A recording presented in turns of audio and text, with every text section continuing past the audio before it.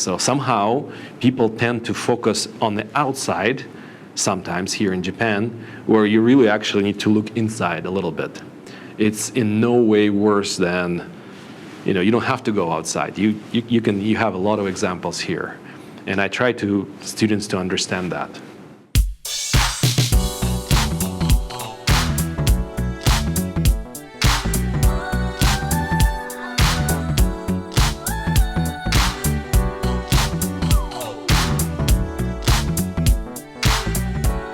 My name is Grigory or Greg Belyakov, and I teach international business at the北星学園University. I was born in Sakhalin Island, just north of Hokkaido, and I'm Russian by descent. But I have received my degree also from Sakhalin State University. Since my study times, I have traveled extensively. I've been partially educated for the first degree in America. After university, I really started working for an international oil company named ExxonMobil. And I worked for that company for about 24 and a half years. Along the way, I traveled to very many locations around the world. I lived in many different countries for extended period of times. Many other places, Turkey, Australia, Malaysia, South Korea, a little bit of Japan, but I never got a chance to go to Japan for the company for a long period of time. In my work life, I started as an analyst, and for about half of my work life was individual contributor or individual worker position. But then about 10 years ago, I went into management, and I have progressed into middle upper management with my company, and mainly doing logistics, transportation, business projects type work. So in 2022, I have decided to part ways and considered that I always wanted to teach, and I was thinking about doing academic work. Also, always wanted to do some research work as well, academically. So I didn't just realize this, but I always wanted to live in Japan and experience Japanese culture, have a deeper understanding of processes, have always been fascinated by history, culture of Japan. So I decided that maybe I should go to Japan. But overall, as you start learning, I think Japan has a very fascinating history on the world scene. I think the way Japan progressed in its historical development is extremely interesting. Its history and geographical location has really shaped Japanese culture to many, many, many advantages, but also some special things that it's always interesting to learn and study. And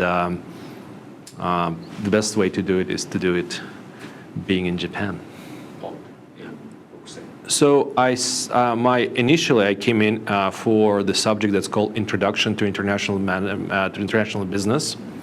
That subject is really designed to introduce young students to the subject, to the field of international business. I go over very basic theories of how world is organized from the business standpoint, what impacts business.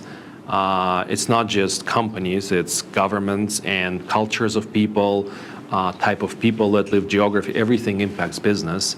They have a lot of exams, quizzes. One focus is focusing on business vocabulary, because it has a it's very important to understand that and speak that language when you go to work for international companies in particular. I think within the course they learn about 200 to 150 very important words, so-called employability skills, where you can practice a business meeting as a role play, where we practice interviews, where we practice negotiations, resume writing, and all of that is practical. That helps you to come into the company and just start working. That's one subject. I have other subjects that are focusing on culture in business, communications in business. So ZEMI is actually called International Business ZEMI seminar. It's a 2-year, 4 classes that students participate. They start from junior year, so third-year students decide they want to do it and come in. And it was designed as what I would call mini MBA. So in the first year, they study similar subjects as MBA students would, but obviously much simpler, much simplified. They get very basic knowledge of business theory. We talk about operations management, we talk about marketing, we talk about logistics and supply chain, we talk about organizational behavior, human resources. They do some research in the first year, write some reports, make presentations, and they get acquainted with the subject of business a little bit deeper than just a regular course. In the second year of the ZEMI, they get to choose a topic. It's a business topic. They can write about some business issue. Some people decided to write this year about expansion of Japanese companies abroad. So how do Japanese companies do it? How is it different from maybe Western companies or other companies? What are some good things about it? What are some disadvantages in that? And some case studies. Other people will select a particular problem or a company and describe that in their research, and that becomes their thesis. But I think 96% of my class is English, of course. So there's a lot of emphasis on listening to professor rather than speaking up. And this is one thing that I really try to encourage all the students in Hokusei, or any students I always do. I want them to actively participate. They know that at my lectures, it's okay to raise your hand at any time, ask a question. In the new department, we really want students to experience different type of educational environments. So obviously there will be mostly new subjects. I think the ZEMI will remain, but everything else will be a bit more business, entrepreneurship, management oriented in the new department. The purpose of the new department is to give the students as much practical experience as possible. I will be having even more emphasis on practical things.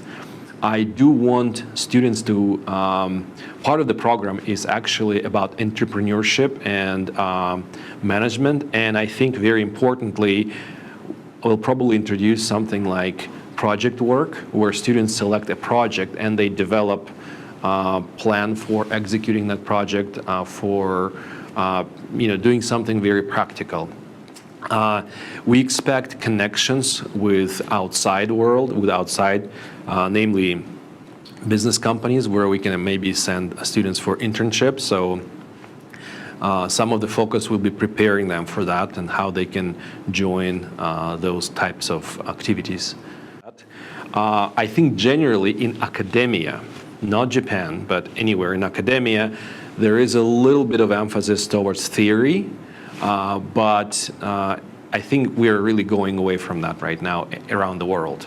The education slowly shifting from very conservative theoretical type of environment, especially given the fact that we are living in this new information world. They do need interpretation and practical experience of teachers knowing, understanding the subject and explaining maybe something, because you can read something but you can misinterpret it. One thing I would like to see more, and the new department that we are organizing will be focused on that, is actually to have people go and start their own businesses, entrepreneurship. And that's what young people need to do. They need to really go out and do it.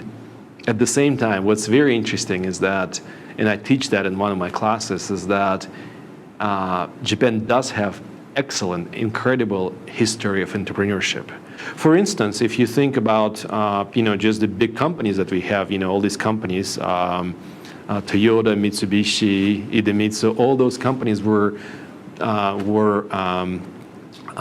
founded by people that were entrepreneurs, and they weren't afraid. So somehow people tend to focus on the outside, sometimes here in Japan, where you really actually need to look inside a little bit.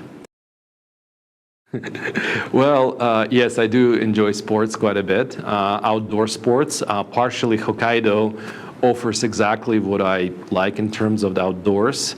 I've been skiing since I was very young, so it's such a great bonus that you can just live here and not come here on vacation, but go up the mountains and ski as much as you want on your free time, obviously. It's an interesting subject if you talk about extreme sports going solo.